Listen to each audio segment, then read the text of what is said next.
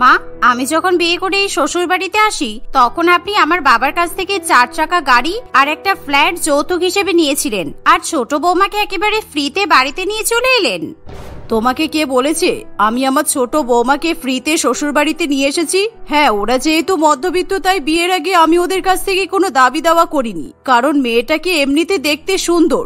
বেশি দাবি করলে ওর বাবা মা আমাদের পরিবারের সঙ্গে সম্পর্ক করতো না, সেই জন্যই তো বিয়ের পর এখন চাপ দেব। আপনার মাথায় কিন্তু দারুণ বুদ্ধি আছে মা। তাহলে শুনুন, আমাদের বাড়িতে AC, washing machine, fridge, TV সমস্ত কিছু কিন্তু পুরানো হয়ে গেছে, তাই সবকিছু এখন ছোট বৌমার বাবার থেকে চেয়ে নিন। আর এখন যেহেতু বিয়ে হয়ে গেছে তাই ছোট বৌমার বাপের বাড়ির লোকেরা এসব জিনিস দিতে বাধ্য হবে। বড় বৌমার কথা শুনে শাশুড়ি মায়ের বেশ ভালো লাগে, তাই সে তখনই তার ছোট বৌমাকে ডেকে পাঠায়। হ্যাঁ মা, বলুন, আমাকে ডাকছিলেন? আসলে আমি গরম গরম ভাত বসিয়েছি, ভাতের ফ্যান পড়ে যাবে, তাড়াতাড়ি বলুন কি বলবেন। হ্যাঁ, বুঝতে পেরেছি তুমি ভাত বসিয়েছো, কিন্তু তার থেকে বেশি গুরুত্বপূর্ণ দরকার এখন আমাদের তোমার সঙ্গে আছে। তোমার বাবাকে আজকেই ফোন করবে আর বলবে আমাদের বাড়িতে কালকের মধ্যে যেন AC, TV, washing machine, fridge সবকিছু পাঠিয়ে দেয়, তা না হলে তোমাকে আমরা বাপের বাড়িতে পাঠিয়ে দেব। শাশুড়ি মায়ের কথা শুনে চুমকি প্রচন্ড পরিমাণে অবাক হয়, কারণ তার বাবার পক্ষে একদিনের মধ্যে এত জিনিস শ্বশুর বাড়িতে পাঠানো সম্ভব নয়। এমনিতেই মেয়ের বিয়ে দিতে গিয়ে স্বপনবাবু অনেক ধার দেনা করে বসে আছে, তার উপর এখন যদি মেয়ের শ্বশুর বাড়ির লোকেরা যৌতুক চায় তাহলে তার বাবার পক্ষে এত টাকা জোগাড় করা সম্ভব হবে না। কিন্তু মা, আপনারা যে বলেছিলেন আপনাদের কোনো চাহিদা নেই, তাহলে এখন আবার এসব কথা বলছেন কেন? আর আমার বাবা এত জিনিসপত্র একদিনের মধ্যে কিভাবে জোগাড় করবে? এখন তো অনেক টাকার ব্যাপার। দেখেছেন আপনার ছোট বৌমার মুখে কত বড় বড় কথা। এই শোনো, তুমি যদি এত বড় বড় কথা বলো তাহলে গরম ভাতের ফ্যান তোমার মুখে ঢেলে দেব, তাই চুপচাপ মা যা বলেছে তাই করো। আর একদিনের মধ্যে তোমার বাবা যদি এত জিনিসপত্রের ব্যবস্থা না করতে পারে তাহলে তোমাকে কিন্তু ঘাট ধাক্কা দিয়ে এই বাড়ি থেকে তাড়িয়ে দেওয়া হবে, আর না হলে গলা টিপে মেরে ফেলা হবে।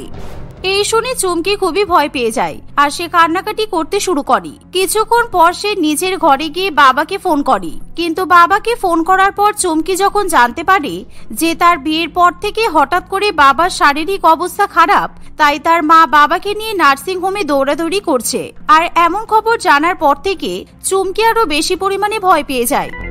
এই মুহূর্তে আমি বাবাকে যৌতুকের কথা বলতে পারবো না, কারণ এমনিতেই বাবার শরীর খারাপ, আর এই খবর জানলে আমার বাবা মারা যাবে। আমি অত্যাচার সহ্য করব, কিন্তু তবুও বাবার সামনে মুখ খুলবো না। এই ভেবে চুমকি বাড়িতে কিছু না বলে ব্যাংকে চলে যায় আর তার ঠাকুমা তার নামে যে টাকা পয়সা জমিয়ে রেখেছিল সবকিছু ভাঙিয়ে ফেলে। আর ইলেকট্রনিক্স এর দোকানে গিয়ে নিজের শ্বশুর বাড়ির লোকেদের জন্য ওয়াশিং মেশিন, টিভি, ফ্রিজ সবকিছু অর্ডার দিয়ে দেয়। আর বাড়িতে এসে সে যখন এই জিনিসপত্রের বিল শাশুড়ি মাকে এবং বড়জাকে দেখায় তখন তারা প্রচন্ড পরিমাণে খুশি হয়। এই তো কত সুন্দর রাতারাতি সব জিনিসপত্রের ব্যবস্থা করে ফেললে, আর এদিকে তোমার বাবা বিয়ের আগে গলা শোকাচ্ছিল তোমাদের নাকি টাকা নেই। সত্যি এত টাকা নিয়ে তোমার বাবা আর মা কি উপরে যাবে? মা, দয়া করে সন্ধ্যাবেলা এসব কথা বলবেন না। আমি চাই না আমার বাবা মায়ের কোনো ক্ষতি হোক, আর আমি তো আপনাকে সব জিনিসপত্রের ব্যবস্থা করেই দিয়েছি। এই শোনো, কতবার বলেছি বেশি মুখে মুখে তর্ক করবে না। তোমার বেশি কথা হয়েছে তাই না? মা যা বলেছে ঠিকই তো বলেছে। এই বলে পল্লবী ঠাসিয়ে তার ছোট যাকে একটা থাপ্পড় মারি। আর তারপর থেকে প্রত্যেকদিন শাশুড়ি মা এবং বড় যা দুজনে মিলে বাড়ির ছোট বৌমার উপর ভীষণ পরিমাণে অত্যাচার করে। ছোট বউ যখনই রান্নাবান্না করে তখন তারা সেই রান্নাবান্নায় খুঁত ধরে। ছোট বউ যদি ঘর মোছে তার শাশুড়ি মা এবং বড় যা ইচ্ছে করে ঘরের মধ্যে আবার জল ঢেলে দেয়, এমনকি তারা ছোট বউকে একটু বিশ্রাম পর্যন্ত নিতে দেয় না। আর কথায় কথায় চুমকির গায়ে হাত তোলে। এভাবেই দেখতে দেখতে ক্যালেন্ডারের পাতায় কিছুদিন কাটে। আর একদিন প্রীতম অফিসে যাবে বলে স্নান করতে গেছে, এমন সময় চুমকি খাট বিছানা পরিষ্কার করতে শুরু করে। আর তখনই হঠাৎ করে প্রীতমের ফোনে একটা ফোন আসে। চুমকি সেই ফোনটা ধরে, কিন্তু চুমকি সেই ফোনটা ধরার পর, হ্যালো প্রীতম ডার্লিং, তুমি কখন আসবে? আর 2 দিন হলো তুমি আমার ফোন রিসিভ করছো না কেন? আমাকে বুঝি ভালো লাগছে না? আজকে কিন্তু আমাকে নিয়ে ডেটে যাওয়ার কথা ছিল, মনে আছে তো? তুমি আমাকে বলেছিলে আইসক্রিম খাওয়াবে, তুমি সেটাও ভুলে গেছো নিশ্চয়ই। রিয়ার এমন কথা শুনে চুমকি ভালো করে বুঝতে পারে যে তার বরের বিবাহ বহির্ভূত সম্পর্ক চলছে, ফলে সে কান্নায় ভেঙে পড়ে আর কোনো জবাব দিতে পারে না। তখনই প্রীতম ওয়াশরুম থেকে বাইরে বেরিয়ে আসে আর বউয়ের কান থেকে ফোন ছিনিয়ে নেয়। এমনকি সে চুমকির উপর প্রচন্ড পরিমাণে রেগে যায়। উফ রিয়া, আমি তোমাকে কতবার বলেছি এই সময় তুমি ফোন করবে না, তবু তুমি আমার কথা শুনবে না। তুমি ফোন রাখো, আমি একটু পরে অফিসে যাচ্ছি, তারপর তোমার সাথে ঘুরতে বেরোবো, ওকে? আর তুমি আমার উপর রাগ করো না প্লিজ ডার্লিং, আমি আসছি। এই বলে প্রীতম ফোন রেখে দেয়। তুমি শেষ পর্যন্ত আমাকে বাড়িতে রেখে বাড়ির বাইরে বিবাহ বহির্ভূত সম্পর্ক তৈরি করলে কেন? তুমি আমাকে এরকম করে ঠকাচ্ছ কেন প্রীতম? আমি তোমার পরিবারের জন্য কত কিছু করেছি, তবুও তুমি এরকম অসভ্যতামি করলে। শোনো, বেশি নাকে কান্না কেঁদো না, যা করেছি বেশ করেছি। কারণ তোমার মতো গাঁয়ে এরকম শাড়ি পরা মেয়ে আমার একদমই পছন্দ নয়। আর তোমাকে শুধুমাত্র বিয়ে করেছি যাতে তুমি বাড়ির ছোট বউ হয়ে চাকরানির মতো কাজ করতে পারো, বুঝেছো?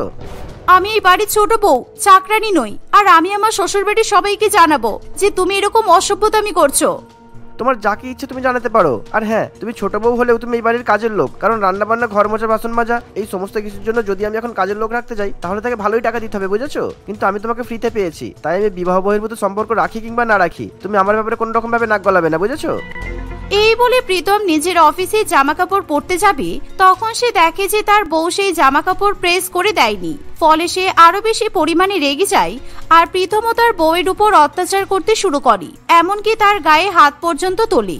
এভাবে শ্বশুর বাড়িতে ছোট বৌমা প্রত্যেকের কাছে অত্যাচারিত হয়। কিছুক্ষণ পর প্রীতম অফিসে চলে গেলে চুমকি তার শাশুড়ি মায়ের কাছে এবং বড় জায়ের কাছে গিয়ে রিয়ার ব্যাপারটা জানিয়ে দেয়। মা, আপনার ছেলে আমাকে পছন্দ করে না, আর ও অফিসের অন্য একজন মহিলাকে ভালোবাসে। তারপরও আপনারা কেন আমাকে এই বাড়ির বৌমা করে নিয়ে এলেন? আপনি কি জানেন আপনার ছেলের বিবাহ বহির্ভূত সম্পর্ক আছে? হ্যাঁ আছে, তাতে কি? ও বাড়ির ছেলে, তাই ও যা ইচ্ছে তাই করতে পারে। কিন্তু তুমি এই বিষয়ে বেশি মাথা ঘামাচ্ছ কেন? বেটা ছেলেদের ওরকম অনেক সম্পর্ক থাকে, অত মনে নিলে হয় না। আর আমার দেওরকে দেখতে সুন্দর, তাই ওর 10টা গার্লফ্রেন্ড থাকতেই পারি, কিন্তু তুমি ওর বউ, ব্যাস। আর কি চাই তোমার? যাও এবার রান্নাঘরে গিয়ে আমাদের জন্য গরম গরম চিকেন মোমো নিয়ে এসো। শাশুড়ি মা এবং বড় জায়ের মুখে এরকম কথা শুনি চুমকি একেবারে অবাক হয়ে যায়, কারণ মেয়েটাই যে মেয়েদের শত্রু সেটা চুমকি খুব ভালো মতো বুঝতে পারি। তাই সে কাঁদতে কাঁদতে রান্নাঘরে গিয়ে শাশুড়ি মা এবং বড় জায়ের জন্য মোমো বানিয়ে নিয়ে আসে।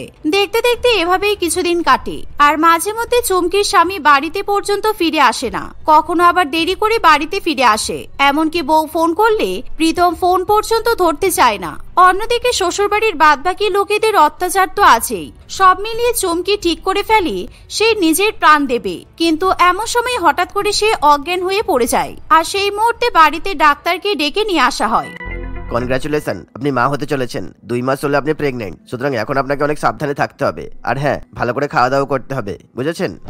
ডাক্তারবাবুর এমন কথা শুনে চুমকি প্রচন্ড পরিমাণে খুশি হয়, কিন্তু একদিকে তার মনে ভীষণ পরিমাণে ভয় হতে শুরু করে, কারণ শ্বশুরবাড়ির লোকেরা ছোট বউয়ের উপর অত্যাচার করে, তার উপর সে এখন অন্তঃসত্ত্বা। তাই সে কিছুতেই নিজের ক্ষতি চায় না। এখন আমার প্রাণের সাথে আরেকটা প্রাণ জড়িয়ে পড়েছে, তাই আমি নিজের প্রাণ নেওয়ার কথা আর ভাবতেও পারবো না। এই যে তুমি মনে মনে কি বিড়বিড় করছো? আর মাথায় রেখো, তুমি যতই অন্তঃসত্ত্বা হও না কেন, বাড়ির কাজকর্ম তোমাকে করতে হবে। আমি কিন্তু তোমাকে কোনো ছাড় দেব না। এই বলে শাশুড়ি মা এবং বড় জা সেখান থেকে চলে যায়। দেখতে দেখতে আরো কিছুদিন কাটে, আর দিনে দিনে অন্তঃসত্ত্বা চুমকির উপর তার বাড়ির লোকের আরো বেশি পরিমাণে অত্যাচার বাড়তে থাকে। ফলে চুমকি দিনে দিনে বিভিন্ন রোগে আক্রান্ত হয়ে পড়ে। আর একদিন হঠাৎ করে চুমকির শাশুড়ি মা এবং বড় জা ঠিক করে যে প্রীতমের আবার তারা দ্বিতীয় বিয়ে দেবে। আর এমন কথা শুনে চুমকির মাথায় আকাশ ভেঙে পড়ে। আপনারা কি পাগল? আপনারা আমার স্বামীর দ্বিতীয় বিয়ে দেবেন? আর আমি এখন অন্তঃসত্ত্বা। আপনারা যদি প্রীতমের আবার বিয়ে দেন তাহলে আমি সংসার কার সঙ্গে করব? আপনারা দয়া করে এরকম করবেন না। করবেন না মানে? যা করব বেশ করব। আমরা আজকে সকালে পেপারে বিজ্ঞাপন দেখেছি, একটা ভালো বড়লোক পরিবারের মেয়ের ডিভোর্স হয়ে গেছে, আর তার বাবা মা মেয়ের বিয়ের জন্য সম্বন্ধ দেখছে। তাই তাদের সঙ্গে আমরা যোগাযোগ করেছি। আমরা ওনাদেরকে এটাও বলেছি যে আমাদের বাড়ির ছেলের একবার বিয়ে হয়েছে, কিন্তু তাতে ওনাদের কোনো অসুবিধা নেই। আর ওনারা আমাদের অনেক অনেক টাকা আর জিনিসপত্র যৌতুকে দেবে, তাই আমি প্রীতমের ওই বাড়ির মেয়ের সঙ্গে বিয়ে দেব। শাশুড়ি মা এবং বড় জায়ের কথা শুনি চুমকির আর কিছু করার থাকে না। এমনকি প্রীতমও টাকার লোভে দ্বিতীয়বার বিয়ে করতে রাজি হয়ে যায়। ফলে একদিন কমলিকা তার বাবা মায়ের সঙ্গে প্রীতমদের বাড়িতে আসে, আর রত্নাদেবী এবং পল্লবী দুজনই তাদের সঙ্গে খুব ভালো মতো ব্যবহার করে। কমলিকার বাবা মা তাদের এত ভালো ব্যবহার দেখে খুবই খুশি হয়। ও, এই যে পেট উঁচু করা এই মেয়েটা দরজার সামনে দাঁড়িয়ে আছে, এ কি প্রীতমের প্রথম বউ? ইস, মেয়েটাকে কি বাজে দেখতে। এই মেয়েটাকে বিয়ের পর আমি আমার চাকরানি বানিয়ে রাখবো, ভালোই হবে। আমি তো এমনিতেও নিজের কাজ নিজে করতে পারি না, ও আমার হয়ে সব কাজ করে দেবে। হ্যাঁ হ্যাঁ নিশ্চয়ই, তুমি একদম এই মেয়েটাকে চাকর বানিয়েই রাখবে। আর বলো না, আমাদের কি পোড়া কপাল, এরকম একটা মধ্যবিত্ত বাড়ির মেয়েকে বাড়ির বউ করে নিয়ে এসেছিলাম, আর তারপর থেকে যা পরিমাণে অত্যাচার করেছি সেই জন্য এত রোগা হয়ে গেছে। কিন্তু বিয়ের পর তুমি ওকে দিয়ে যা ইচ্ছে তাই কাজ করাতে পারো, আমরাও অত্যাচার করব, তুমিও অত্যাচার করবে। ও এখন এই বাড়ির ছোট বউ নয়, বরঞ্চ কাজের লোক। রত্না দেবীর কথা শুনে সকলে হেসে ওঠে আর চুমকির চোখে জল চলে আসে। কিন্তু চুমকির শ্বশুরবাড়ির লোকেরা ভাবতেও পারে না যে তাদের সঙ্গে এবার কি ঘটতে চলেছে, কারণ কমলিকা এবং তার বাবা মা এখন নিজেদের আসল পরিচয় দেয়। তারা তিনজন ছিল ওমেন রাইটস কমিশন অফিসার, আর তাদের টিম সারা শহরে একটি সার্ভে চালায় যেখানে বিভিন্ন বাড়িতে বৌমাদের উপর অত্যাচার করা হয়। আপনাদের সাহস কম না যে আপনারা বাড়ির ছোট বৌমার উপর এভাবে অত্যাচার করছেন আর আমাদের সামনে বড় মুখ করে বলছেন। তার মানে আপনাদের প্রতিবেশীরা আমাদের কাছে ঠিক কমপ্লেন করেছিল, আর সেই কারণেই আমরা ইচ্ছে করে পেপারে এরকম একটা বিয়ের বিজ্ঞাপন ছাপিয়ে দিয়েছি, কারণ আমি জানতাম আপনারা যা লোভী, আপনারা নিশ্চয়ই ওই ফোন নাম্বারে যোগাযোগ করবেন, আর আমরা ছদ্মবেশে আপনাদেরকে গ্রেপ্তার করতে এসেছি। মহিলাদের উপর অত্যাচার করা বেরিয়ে যাবে।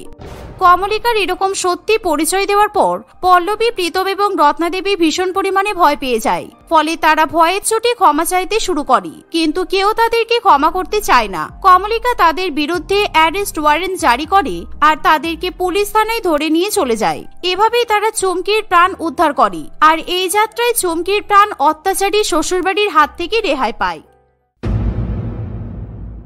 সোমা যেদিন থেকে বিয়ে করে শ্বশুরবাড়িতে এসেছে সেদিন থেকে শুধুমাত্র সকলের জন্য রুটি এবং সবজি রান্না করে। সেই রুটি দিয়ে বিভিন্ন রকমের সবজি যেমন আলু, পটল, ঢেঁড়স ইত্যাদি খেতে ভালোবাসে, আর সেই জন্যই সে প্রত্যেক দিন তার শ্বশুরবাড়ির লোকেদেরকে রুটি এবং সবজি রান্না করে খাওয়ায়। তাই মাঝে মধ্যেই তার পরিবারের লোকজন প্রচন্ড পরিমাণে বিরক্ত বোধ করে। একদিন রাহুল অফিস থেকে তাড়াতাড়ি বাড়ি ফিরে এসেছে এমন সময়। কি ব্যাপার, আজকে সন্ধ্যা 6টার সময় বাড়ি ফিরে এলে? অফিসে তাড়াতাড়ি কাজ শেষ হয়ে গেছে নাকি?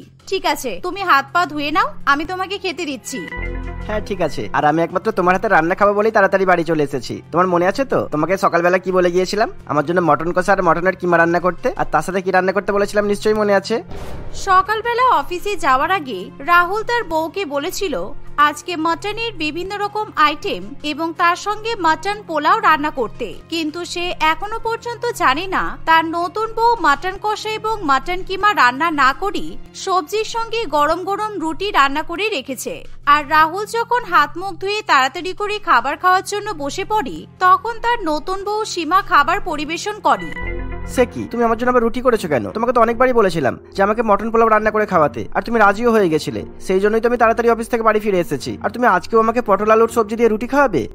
আরে আমি তোমার জন্য মটন পোলাও রান্না করতে যাচ্ছিলাম, কিন্তু ভাবলাম মটন কষা, তার সাথে মটন কিমা, আবার তার উপর যদি পোলাও রান্না করি তাহলে সব খাবার মিলিয়ে খুব ভারী খাবার রান্না করা হয়ে যাবে, আর এত ভারী খাবার একসঙ্গে খেলে তো শরীর খারাপ করতে পারে। সেই জন্য আমি তোমাদের জন্য রুটি করেছি আর সাথে হালকা সবজি। এই বলে সোমা তার শাশুড়ি মা চম্পা দেবী এবং রাহুলের পাতে গরম গরম রুটি এবং তার সাথে আলু পটলের সবজি পরিবেশন করে দেয়। কিন্তু রাহুল এবং তার মা কিছুতেই রুটি খেতে চায় না, কারণ প্রত্যেকদিন রুটি খেতে খেতে তারা একেবারে বিরক্ত হয়ে উঠেছে। বৌমা, তোমার এরকম রুটি আর সবজি রান্না দেখে আমার মনে হয় আমি একেবারে জলে ঝাঁপ দিয়ে মরে যাই, কারণ প্রত্যেকদিন নানান রকম সবজির সঙ্গে আমার রুটি খেতে মোটেই ভালো লাগে না। আর তুমি কি রুটি ছাড়া অন্য কোনো কিছু রান্না করতে পারো না? এই বলে চম্পা দেবী রাগ করে খাবার ছেড়ে উঠে চলে যায়, সে কিছুই খেতে চায় না। দেখতে দেখতে এভাবেই কিছুদিন কাটে, আর প্রত্যেকদিন সোমা রুটির সঙ্গে বিভিন্ন রকম সবজি রান্না করে। সে রুটি এবং সবজি ছাড়া কিছুই রান্না করতে চায় না। এভাবেই তাদের দিন কাটতে থাকে। একদিন, রাহুল, তুমি প্রত্যেকদিন এরকম মাছ মাংস কিনে নিয়ে আসবে না, কারণ মাছ মাংসের গন্ধে আমার ভীষণ গা গুলিয়ে ওঠে। আমি মাছ মাংস রান্না করতে পারি না। তুমি বরঞ্চ বাজার থেকে আলু, পটল, ঝিঙে, কুমড়ো এসব নিয়ে আসবে, আমি এসব দিয়েই তরকারি রান্না করব। হ্যাঁ, এখন আমি তোমার জন্য মাছ মাংস সবকিছু খাওয়া ছেড়ে দিই, তাই তো? বিয়ের আগে যদি জানতাম যে তুমি রুটি সবজি ছাড়া আর কিছুই রান্না করতে পারো না, তাহলে আমি তোমাকে বিয়ে করে নিয়েই আসতাম না। এই বলে রাহুল ঘর থেকে বেরিয়ে যায়। একদিন সোমা যখন রান্নাঘরে দাঁড়িয়ে রুটি এবং সবজি রান্না করছে, সেই সময় তার শাশুড়ি মা রান্নাঘরে আসে। আর তখনই চম্পা দেবী তার বৌমার প্রথম রান্নার অনুষ্ঠানের কথা মনে পড়ে, যেদিন সে তার বৌমাকে মিষ্টি সিমুই এবং তার সঙ্গে মটন বিরিয়ানি রান্না করতে বলেছিল। বৌমা, আমরা কিন্তু একেবারে ভেতো বাঙালি, ভাত, বিরিয়ানি, ফ্রাইড রাইস এসব ছাড়া কিন্তু কিছুই বুঝি না। তাই তুমি আমাদের মটন বিরিয়ানি রান্না করে খাওয়াও। রান্নাঘরে গিয়ে দেখো তোমার পিসি শাশুড়ি দাঁড়িয়ে আছে। তোমার পিসি শাশুড়ি তোমাকে রান্নার জিনিসপত্রগুলো দেখিয়ে দেবে, আর তুমি ওনার কথা মতো রান্না করবে, কেমন? এই মরেছে, আমি তো একেবারেই বিরিয়ানি পোলাও কিছুই রান্না করতে পারি না। বিয়ের আগে সবসময় ডায়েট করতাম আর রুটি খেয়ে খেয়ে অভ্যস্ত আমি, তাই রুটি বানানোই শিখে এসেছি। কিন্তু এখন কি হবে, আমি তো রুটি আর সবজির তরকারি ছাড়া কিছুই রান্না করতে পারি না। এই ভেবে নতুন বৌমা রান্নাঘরে চলে যায় আর সে দেখে যে তার পিসি শাশুড়ি মা চন্দনা দেবী রান্নাঘরে দাঁড়িয়ে আছে। সোমাকে দেখে চন্দনা দেবী তাকে মটন বিরিয়ানি রান্না করার সব মাপজোপ ভালো করে বুঝিয়ে দেয় আর সমস্ত উপকরণও তাকে দেখিয়ে দেয়। বৌমা, তুমি সবার জন্য গরম গরম মটন বিরিয়ানি আর শিমুয়ের পায়েস রান্না করো। আমি একটু বাইরে থেকে আমার ছেলের সঙ্গে কথা বলে আসছি, ততক্ষণে মনে হয় তোমার রান্না হয়ে যাবে। আচ্ছা ঠিক আছে পিসিমা, আপনি গিয়ে কথা বলুন, আমি আমার মতো করে সব রান্না করে নেব। সোমার কথা শুনে চন্দনা দেবী রান্নাঘরের বাইরে বেরিয়ে যায় আর সোমা এবার রান্নাঘরে রুটি বানানোর জন্য আটা খুঁজতে শুরু করে, কিন্তু সে কোথাও আটা দেখতে পায় না। যেহেতু চম্পা দেবী একেবারেই রুটি খেতে পছন্দ করে না, তাই সে বাড়িতে আটাও কিনে নিয়ে আসে না। আর কিছুদিন ধরেই তাদের বাড়িতে বিয়ের পরিবেশ ছিল, আর রাহুল যেদিন বিয়ে করতে যাবে সেই দিন রাহুল তার মাকে বলে, মা, আমি তো বিয়ে করতে যাচ্ছি, তাই তুমি তোমার মতো বাড়িতে কিছু খাওয়া দাওয়া করে নিও, কেননা আমি তোমার বৌমাকে নিয়ে ফিরতে ফিরতে অনেক রাত হয়ে যাবে। তুমি কিন্তু আমার জন্য জেগে থেকে বসে থাকবে না, কেমন? আর তাছাড়া তোমাকে তো কতবার বললাম যে বিয়ে বাড়িতে চলো, তুমি তো যেতে চাইছো না। তুই চিন্তা করিস না, আমি ঠিক থাকতে পারবো। আর আমার সাথে চন্দনা তো আছেই, চন্দনা আমাকে দুটো সিদ্ধ ভাত ফুটিয়ে দেবে। চন্দনা যেহেতু ভাত খেতে পারে না, তাই আমি ওর জন্য দোকান থেকে রুটি আনিয়ে দেব আর দুজনে মিলে খেয়ে নেব, ঠিক আছে? এভাবেই চম্পা দেবী রাত্রিবেলা তার ননদের জন্য বাজার থেকে গরম গরম রুটি কিনে নিয়ে আসে। আর সেই দোকান থেকে নিয়ে আসা রুটিগুলোর মধ্যে কয়েকটা রুটি খাওয়ার পর চন্দনা দেবী বেঁচে যাওয়া 10টা রুটি ফ্রিজের মধ্যে রেখে দেয়। আর পরের দিন যখন নতুন বৌমা রান্নাঘরে প্রথম রান্নার অনুষ্ঠান পালন করতে ঢোকে, তখন সে ফ্রিজ খুলে দেখে যে সেখানে বাসি রুটি রাখা আছে আর সবজির ট্রেতে আলু, পটল, ঝিঙে, কুমড়ো, ঢেঁড়স ইত্যাদি রাখা আছে। এই দেখে নতুন বৌমা সোমা প্রচন্ড পরিমাণে খুশি হয়। এই তো ফ্রিজে বাসি রুটি আছে, আর এই সবজিগুলো দিয়ে আমি ভালো করে একটা মিক্স ভেজের তরকারি করব। তারপর আমার পরিবারের লোকেদেরকে আজকে রুটি আর সবজি খেতে দেব। ওরা যতই যাই বলুক না কেন আমাকে বিরিয়ানি রান্না করতে, আমি কিছুতেই বিরিয়ানি রান্না করতে পারবো না। কিন্তু রান্না বান্না শুরু করার আগে গ্যাসের আগুনে একটা রুটি পুড়িয়ে দিই, কারণ মা বলেছে প্রথম রান্নার অনুষ্ঠানে আগুনে কিছু খাবার পুড়িয়ে দিতে হয়, তাহলে আর খাবারে নজর লাগবে না। এই বলে সোমা একটা বাসি ঠান্ডা রুটি গ্যাসের উপর চাপিয়ে দেয়, আর সেই বাসি রুটি পুড়ে সারা রান্নাঘরে, এমনকি সারা বাড়িতে বিদঘুটে গন্ধ শুরু হয়। কিন্তু কেউ বুঝতে পারে না এরকম গন্ধ কোথা থেকে আসছে। নতুন বৌমা কি এমন বিরিয়ানি রান্না করছে যেরকম পোড়া পোড়া গন্ধ বেরোচ্ছে? আমি তো কিছুই বুঝতে পারছি না, কি জানি কি করছে। কিছুক্ষণের মধ্যেই সোমা রুটি দিয়ে খাওয়ার জন্য সবজি রান্না করে নেয়। আর চন্দনা দেবী যখন রান্নাঘরে ফিরে আসে, তখন সে দেখে যে নতুন বৌমা মটন বিরিয়ানির বদলে সকলের জন্য রুটি এবং সবজির তরকারি রান্না করেছে। এই দেখে তার মাথায় একেবারে আকাশ ভেঙে পড়ে। এ কি বৌমা, তোমাকে তোমার শাশুড়ি মা বলেছিল মটন বিরিয়ানি আর শিমুয়ের পায়েস রান্না করতে, কিন্তু তুমি এরকম সবার জন্য রুটি আর সবজি রান্না করেছো কেন? আর এই রুটিগুলোকে দেখে মনে হচ্ছে তো বাসি রুটি। হ্যাঁ তাই তো, এই রুটিগুলো তো কালকে রাত্রিবেলা আমি ফ্রিজে রেখেছিলাম। দেখুন পিসিমা, আমি মটন বিরিয়ানি রান্না করতে পারি না। আমি বাপের বাড়ি থেকে শুধুমাত্র রুটি আর বিভিন্ন রকম সবজি রান্না করেই শিখে এসেছি। আর এখন আমার বিয়ে হয়ে গেছে, তাই আমার শ্বশুর বাড়ির লোকেদেরকে রুটি আর সবজি খেতে হবে। অন্য কিছু খেতে চাইলে বাজার থেকে কিনে নিয়ে এসে খেতে হবে, সোজা কথা। এমন কথা শুনে চন্দনা দেবী একেবারে চুপ করে যায়। আর সোমা যখন সকলের পাতে রুটি এবং সবজি পরিবেশন করে, তখন তার শাশুড়ি মেয়ে এবং স্বামী তাকে খুব খারাপ খারাপ কথা শোনায়, কারণ তারা আশা করেছিল আজকে তারা নতুন বৌমার হাতে সুন্দর সুন্দর সুস্বাদু খাবার খাবে, কিন্তু তার বদলে আজকে তাদেরকে বাসি রুটি এবং সবজি খেতে হচ্ছে। আর চম্পা দেবী খুব ভালো করেই জানি তাদের বাড়িতে রুটি তৈরি করার মতো কোনো আটা ছিল না। চম্পা, তোর নতুন বৌমার অবস্থা দেখ। কালকে আমি বাসি রুটি ফ্রিজে রেখেছিলাম, তোর বৌমা সেই রুটিগুলো গরম করে এখন আমাদেরকে খেতে দিয়েছে। আমি না হয় রুটি খেতে পছন্দ করি, কিন্তু তোরা কি খাবি? এরকম প্রথম রান্নার অনুষ্ঠানে নতুন বৌমা কখনো রুটি সবজি রান্না করে নাকি? ও যখন রুটি ফ্রিজ থেকে বের করেছে আর সবজি রান্না করেছে তখন তুই কোথায় ছিলিস? তোকে তো আমি বারবার করে বলে দিয়েছিলাম নতুন বৌমার সঙ্গে রান্নাঘরে দাঁড়িয়ে থাকবি, তাহলে তো এমন কিছু হতো না। আর বৌমা, তুমি শেষ পর্যন্ত আমাদেরকে বাসি রুটি খাওয়াবে? এভাবেই কেউ সেই বাসি রুটি সবজি খেতে চায় না, তাই সবাই একে একে না খেয়ে উঠে চলে যায়। কিন্তু নতুন বৌমা একা একা বসে সেই রুটি এবং সবজি খেয়ে নেয়। এভাবেই দেখতে দেখতে কিছুদিন কাটে, কিন্তু সেই দিনের পর থেকে সোমা প্রত্যেক দিনই রুটি সবজি রান্না করে, আর তার পরিবারের সকলকেই বাধ্য হয়ে প্রত্যেক দিন রুটি সবজি খেতে হয়, আর তা না হলে তাদেরকে বাইরে থেকে খাবার কিনে নিয়ে এসে খেতে হয়। একদিন সোমা যখন রান্নাঘরে রুটি এবং সবজি রান্না করছে, এমন সময় রাহুল অফিস থেকে ফিরে আসে, আর সে তার মায়ের জন্য গরম গরম মোমো এবং চাউমিন নিয়ে আসে। রাহুল এবং তার মা মজা করে বসে সেই মোমো এবং চাউমিন খেয়ে ফেলে। বৌমা, তোমার কাছে যে গ্যাসের ওষুধগুলো রাখা আছে সেগুলো আমাকে একটু দাও তো। সেই সন্ধ্যাবেলা থেকে আমার ভীষণ গ্যাস হচ্ছে, পেটটা ভারী ভারী লাগছে, তাই গ্যাসের ওষুধ না খেলে মনে হচ্ছে ঠিক হবে না। কেন মা, এখন গ্যাসের ওষুধ খাবেন কেন? আপনার ছেলে আপনাকে মোমো আর চাউমিন খাওয়ালো, তখন তো সব উড়িয়ে দিলেন, আর বসে বসে ছেলের সঙ্গে আমার তৈরি করা রুটি সবজির নিন্দা করলেন। এখন গ্যাসের ওষুধ খাওয়ার কোনো দরকার নেই। দেখেছেন আমি কেন আপনাদেরকে রুটি আর সবজি খাওয়াই?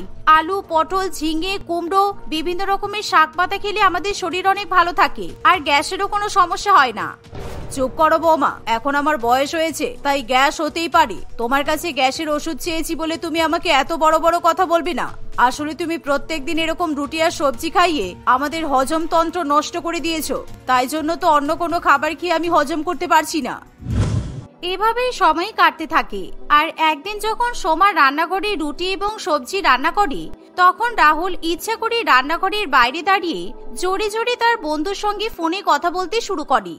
আরে ভাই, কি বলবো, আমার বউয়ের মনে হয় মাথাটাই খারাপ আছে। এই দেখ, আজকেও আবার রুটি সবজি রান্না করেছে, কিন্তু তোর বউ কত ভালো বলতো, তোকে কি সুন্দর ভাত, ডাল, বিরিয়ানি, ফ্রাইড রাইস সবকিছু রান্না করে খাওয়াই। আর আমি ভেবেছিলাম আমার বউ যদি আমাকে এরকম ডাল, ভাত, বিরিয়ানি সবকিছু রান্না করে খাওয়াই, তাহলে আমি আমার বউকে নিয়ে থাইল্যান্ডে ঘুরতে যাবো। কিন্তু আমার কপালে থাইল্যান্ড ঘোরা নেই রে, তোরাই বরং ঘুরে আয়, আর আমি বাড়িতে বসে বসে এরকম রুটি সবজি খাই। আমার জীবনটা শুধুমাত্র রুটি, আলু পটলের সবজি আর কুমড়ো সবজির মধ্যেই সীমাবদ্ধ। এরকম কথা শুনে সোমার মাথা ঘুরে যায়, কারণ তার বরাবরই থাইল্যান্ডে ঘুরতে যাওয়ার ইচ্ছে ছিল। কি রাহুল এটা কি বললো? আমি যদি রাহুলকে বিরিয়ানি, ফ্রাইড রাইস, পোলাও রান্না করে খাওয়াই, তাহলে রাহুল আমাকে থাইল্যান্ডে ঘুরতে নিয়ে যাবে? রাহুল তো ঠিকই বলেছে, ওর বন্ধুদের বউরা কি সুন্দর ওর বন্ধুদেরকে খুশি রেখেছে, কিন্তু রাহুল আমার সাথে একদমই খুশি নেই, কারণ আমি প্রত্যেকদিন ওকে রুটি আর সবজি খেতে বাধ্য করছি, আর আমি আমার থাইল্যান্ডে যাওয়ার সুযোগও মিস করে দিচ্ছি।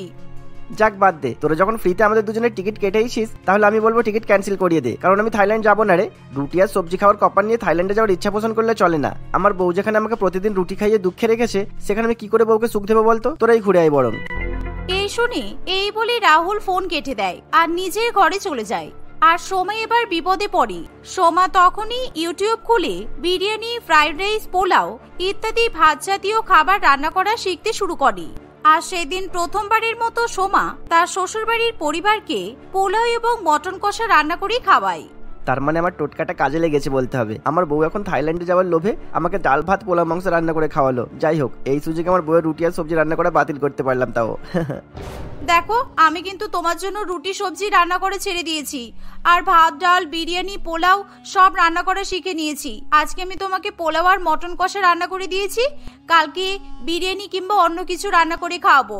কিন্তু তুমি এবার আমাকে থাইল্যান্ডে নিয়ে চলো, কারণ আমি তোমার সব কথা শুনতে পেয়েছি। এই কথা শুনে রাহুল খুবই খুশি হয়। কিছুদিনের মধ্যেই রাহুল তার বউ এবং মাকে নিয়ে বন্ধুদের সঙ্গে থাইল্যান্ডে ঘুরতে চলে যায়।